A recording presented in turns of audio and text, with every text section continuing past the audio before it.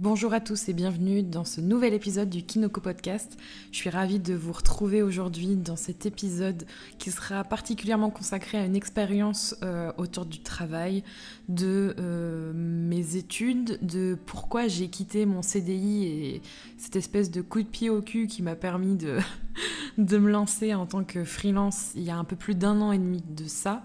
C'est assez récent, mais je pense que ça parlera à beaucoup d'entre vous parce que vous soyez en cours d'études, en fin d'études, en reconversion, pas à l'aise dans votre job aujourd'hui ou freelance comme moi, je pense que vous allez sûrement retrouver un peu de vécu ou une piste peut-être qui pourra vous aider à vous y retrouver. Et j'avais envie de vous partager ça aujourd'hui. Avant de rentrer dans le vif du sujet, je vais vous raconter un peu pourquoi j'en suis venue à ce sujet et pourquoi aujourd'hui je vois le CDI comme un espèce de mirage et comme quelque chose, une promesse ou une fausse promesse que j'ai pu me faire à moi-même ou qu'on a pu me faire en fait, que ce soit à travers l'école, à travers le monde du travail, à travers d'autres discours que j'ai encore aujourd'hui et pourquoi il y a 1 an et demi de ça, j'ai quitté mon CDI, mon premier travail, mon premier vrai travail au bout de 8 mois. J'ai fait pas mal d'études en fait, un peu comme tout le monde au final, parce qu'il y a beaucoup de Bac+5 aujourd'hui.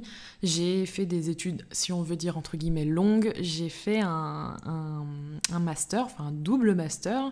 J'étais au départ plutôt attirée par les langues, j'avais envie presque de devenir professeur sans vraiment savoir pourquoi. J'adorais le japonais à l'époque et c'est vrai que c'était une culture et une langue qui m'attirait beaucoup. J'avais plus de facilité dans cette langue-là qu'en anglais et j'ai toujours adoré, encore aujourd'hui, cette culture.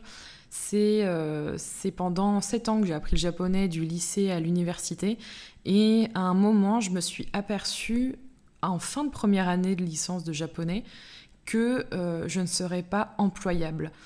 Pourquoi employable ? Parce que c'était un secteur assez niche et pas forcément très demandé. Il y a très peu de personnes qui veulent apprendre le japonais si on regarde le ratio par rapport à l'anglais. Et je sais que des retours que j'avais de mon prof de lycée et même d'autres professeurs, que ce serait très compliqué de trouver un travail et que c'était un peu un risque à prendre. Et j'étais pas emballée en fait sur le ratio, on va dire, effort et récompense. Je m'y retrouvais pas et ça me parlait plus vraiment. Du coup, je me suis redirigée, j'ai commencé à refaire une autre licence. Pas que j'ai perdu 1 année, mais c'était quand même un peu compliqué. J'ai donc décidé de faire une licence avec une langue anglaise et des matières qui m'étaient vendues comme des matières qui me permettraient d'être plus employable.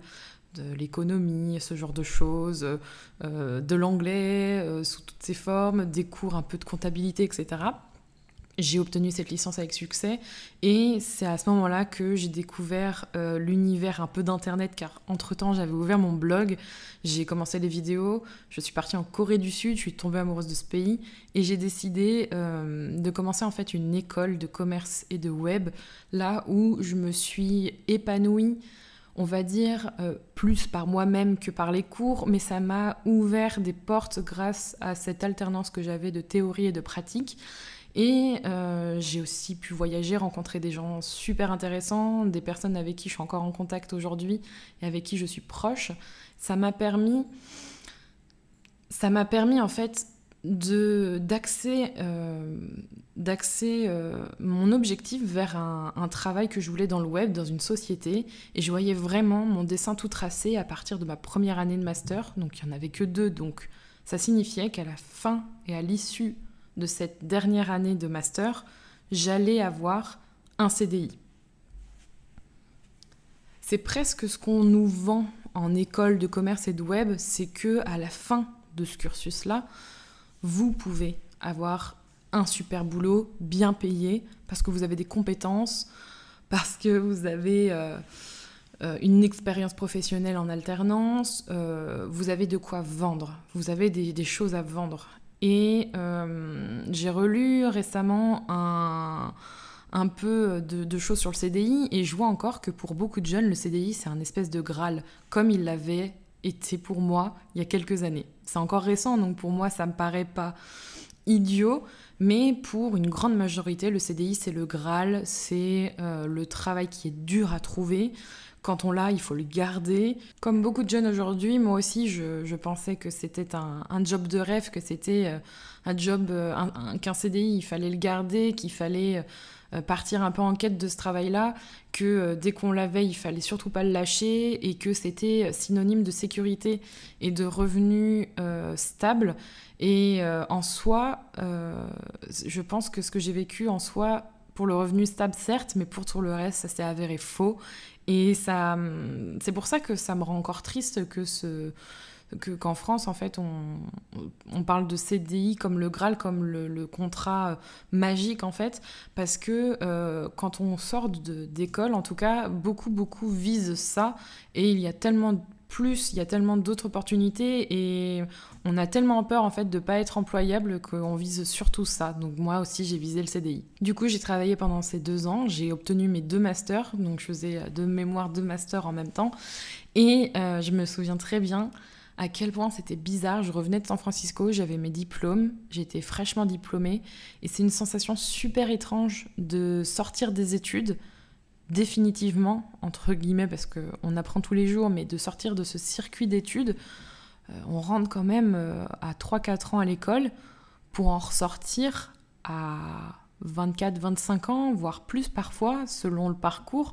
C'est énorme, on passe énormément de temps à l'école, et puis là, moi, j'attendais en fait de trouver un travail, et j'ai trouvé ce temps long, j'étais impatiente de trouver du travail, de trouver un CDI. Je l'ai mal vécu en fait, ces 3-4 mois, alors que c'est très court de recherche, et j'ai fini par trouver ce fameux CDI, et je me souviens à quel point j'étais fière et heureuse d'avoir trouvé un travail à la hauteur de mes espérances. J'allais revenir à Bordeaux, j'allais travailler dans un secteur que je connaissais pas mais qui m'intéressait énormément, j'étais prête à donner beaucoup, et financièrement le salaire était attractif pour un premier emploi en CDI, et j'avais ce CDI. J'avais enfin touché le Graal, je voyais mon avenir s'éclairer et tout plein de projets possibles, et ça s'est vite comment dire, c'est vite retombé à plat, et ça m'a fait tout drôle quand ça a fini par se retourner, cette situation. Il faut savoir que quand on signe un contrat et quand on devient salarié d'une société, que ce soit en CDI ou en CDD, on propose des compétences à un employeur. C'est un échange de bons procédés entre une rémunération et des compétences. Pendant 2-3 mois, ça a été assez idyllique, dans le sens où j'étais super heureuse, j'avais l'impression de faire la différence, j'avais envie de refaire le monde, j'avais envie de donner un nouvel élan à cette société, j'avais vraiment envie de donner de ma personne et de faire en sorte que ça fonctionne. J'avais envie que ça dure, et j'ai vite compris, même si j'étais dans cette phase où je pensais que je pourrais faire changer les choses, j'ai vite compris que je ne ferais pas changer les choses, et que c'était plutôt à moi de devoir changer pour que ça fonctionne, et c'était pas forcément en accord avec moi-même. C'est difficile quand on mise beaucoup sur un seul et même rêve de travail et d'emploi. On se dit forcément que ça a bien fonctionné. Voilà, ça coche toutes les conditions spécifiques pour que ça fonctionne. C'est un CDI, il y a un bon salaire, le sujet me convient, il y a du challenge, c'est dans une ville que j'aime, les équipes ont l'air sympas, mais il y a toujours des choses qui ne collaient pas. Et le plus dur pour moi, c'est que la société dans laquelle je travaillais allait totalement à l'encontre de mes valeurs, et j'ai mis du temps à en prendre conscience, et c'est comme ça que j'ai fini par faire un burn-out en fait, au bout de quelques mois.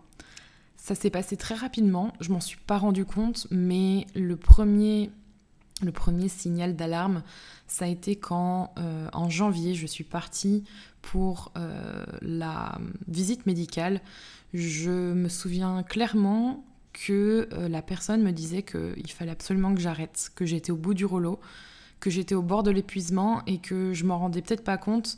Moi, je me voilais totalement la face, j'avais pas cette sensation qu'on se servait de moi en fait, parce que clairement on était un peu dans ce schéma-là, et que je ne serais jamais entendue, que c'était peine perdue. Moi, j'avais du mal à lâcher prise, parce que j'avais envie que ça fonctionne, et de faire comprendre à mes employeurs et à ceux qui décidaient pour moi, c'est le cas de le dire, qu'ils avaient tort, mais dans le sens que c'était pas bon pour eux et que moi je pouvais les aider.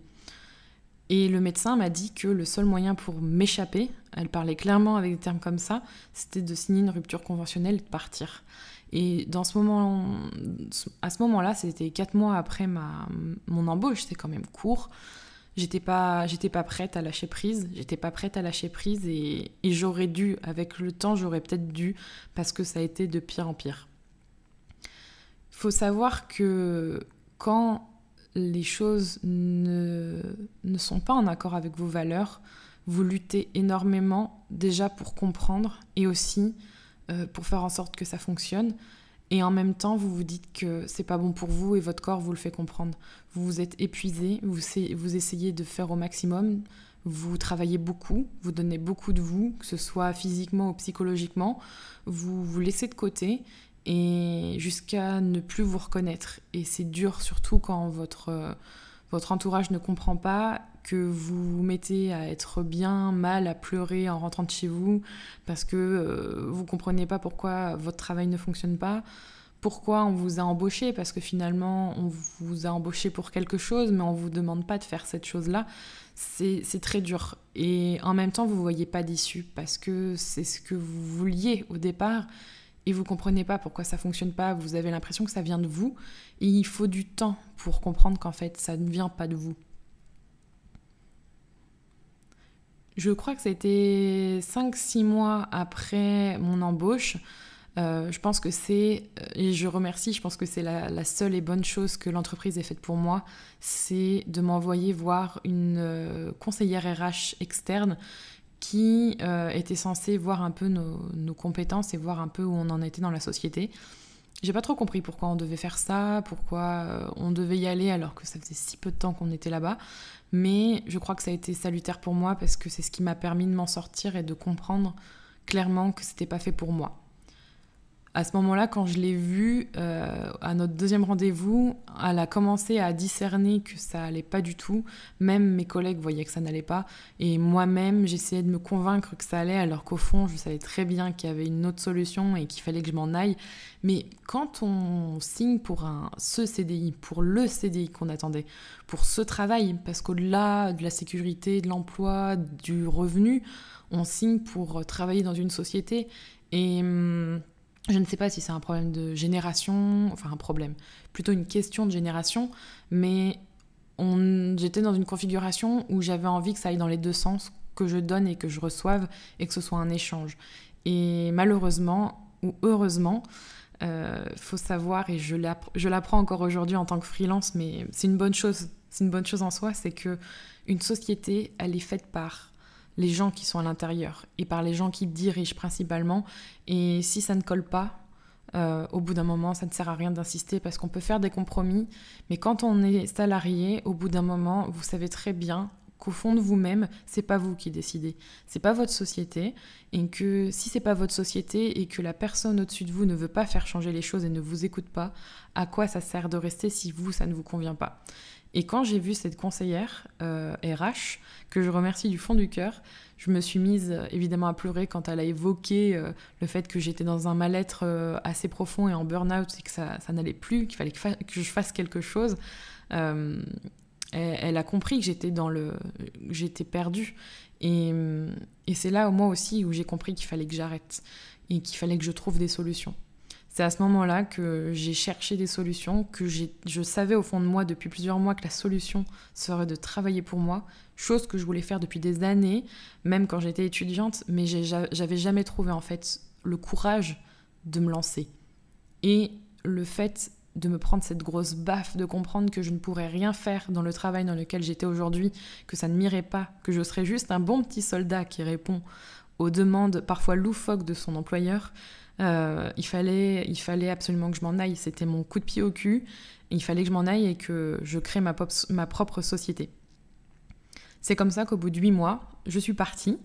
Et avec en plus un super contrat juste après, une super mission juste après pour démarrer. Donc en fait, le jour où j'ai décidé de m'en aller, je pense que j'ai dû envoyer des espèces d'ondes dans le monde entier, ou je sais pas où, mais en tout cas j'ai attiré les bonnes choses envers moi et je me suis retrouvée avec pas mal de travail. Et aujourd'hui, ça fait presque 1 an et demi que je travaille pour moi.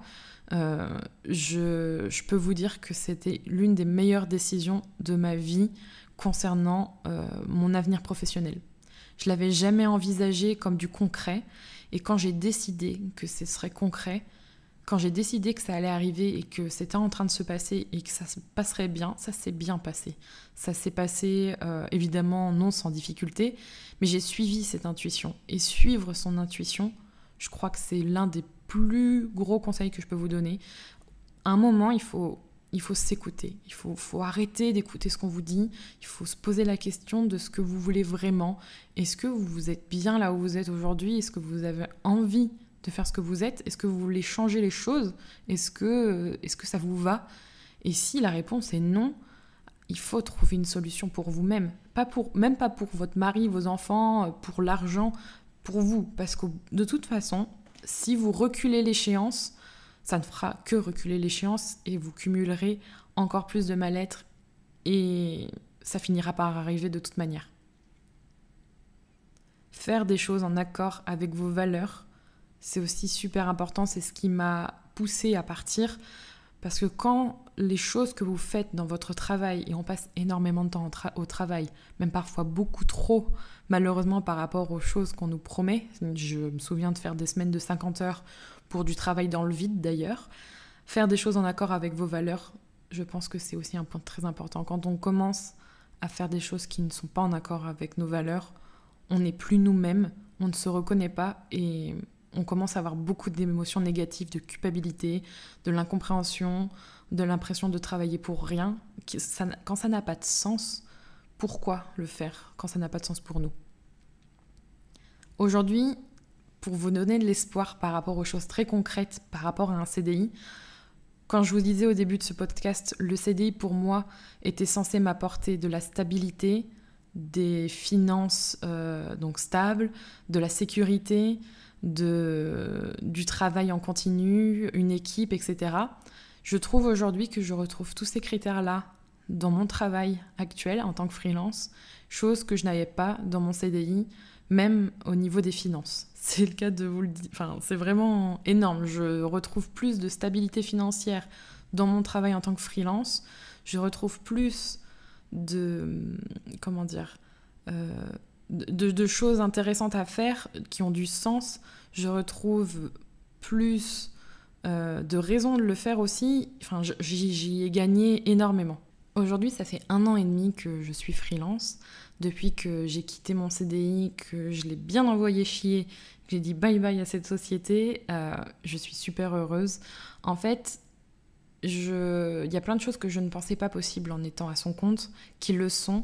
Tous ces préjugés, toutes ces choses compliquées qu'on nous dit. On nous dit aussi beaucoup de choses positives, mais moi j'ai trouvé mon juste milieu. Ça fait 1 an et demi, je travaille avec toujours des clients fidèles, je fais ce que je veux, quand je le veux, avec qui je souhaite. Je dis non, j'apprends à dire non, j'apprends à faire ce qui est en accord avec moi. Je travaille aujourd'hui avec mon futur mari, chose qui était inconcevable avant. On a trouvé un équilibre financier qui nous convient, on fait ce qu'on aime, et ça c'est super important. Il n'y a pas vraiment de limite non plus en termes d'activité, parce qu'on peut choisir de pivoter sur des nouvelles choses, et c'est ce à quoi je pense aujourd'hui. J'ai la liberté de pouvoir voir ce que je souhaite faire en termes d'activité. Est-ce que je veux toujours travailler dans ce domaine-là? Est-ce que je veux changer? J'ai ce temps de réflexion, et le temps, c'est hyper important de le prendre.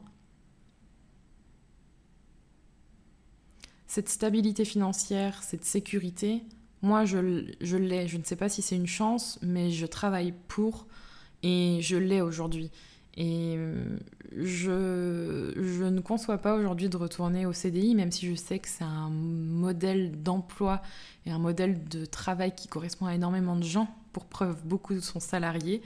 Et je sais pas, je trouve ça assez fou en fait de ne pas avoir envisagé ça dès la sortie des études, parce qu'en fait on apprend plus sur la peur et sur le manque que sur le fait d'entreprendre et sur le fait de tenter l'aventure. C'est pas facile tous les jours, il y a des choses que j'aime moins faire, des choses que je préfère faire, mais je fais ce que je veux et je décide en fait, je décide pour moi. Je suis vraiment actrice de ma vie. Sur un plan professionnel, c'est très gratifiant. C'est vraiment merveilleux en fait de travailler pour soi. C'est pas tous les jours facile. Il y a des moments où ça me saoule, où il y a des choses, j'aimerais qu'elles soient faites autrement. Mais je peux les changer, ces choses-là. Je ne dépends pas de quelqu'un d'autre. Je ne sais pas si dans quelques années je reviendrai au salariat. Qui sait, peut-être que mon entreprise ne durera pas. Je veux qu'elle dure, je veux qu'elle change, je veux qu'elle évolue. Mais en tout cas, aujourd'hui, c'est faisable. Et s'il y a bien une chose plutôt que je peux vous dire par rapport à ça, c'est que si vous vous posez la question aujourd'hui, est-ce que je peux le faire ? La réponse sera toujours oui, de toute façon. Vous pouvez le faire, dans le sens où c'est vous qui décidez. Vous pouvez demain changer de vie, il n'y a aucun souci, c'est à vous de faire ce choix. Comment, ça c'est une autre question. C'est à vous aussi de décider de quelle manière et comment le faire, mais vous pouvez le faire. Même si vous avez l'impression que vous n'avez pas le droit, c'est à vous de vous donner ce droit. Si vous vous donnez le droit de le faire et de changer de travail, si vous n'êtes pas bien où vous êtes, que ce soit de passer de freelance à salarié ou de salarié à entrepreneur ou autre chose, vous avez un projet que vous souhaitez faire, vous pouvez le faire. C'est vous qui choisirez. Et du moment que c'est clair dans votre tête, que vous avez fait ce choix, qu'il est validé et bien validé, vous pourrez le faire. Il suffira juste de trouver comment. Et je dis juste parce que je peux vous dire que même si on trouve ça très compliqué, il y a toujours moyen de s'arranger et de trouver le positif et de faire en sorte que ça fonctionne.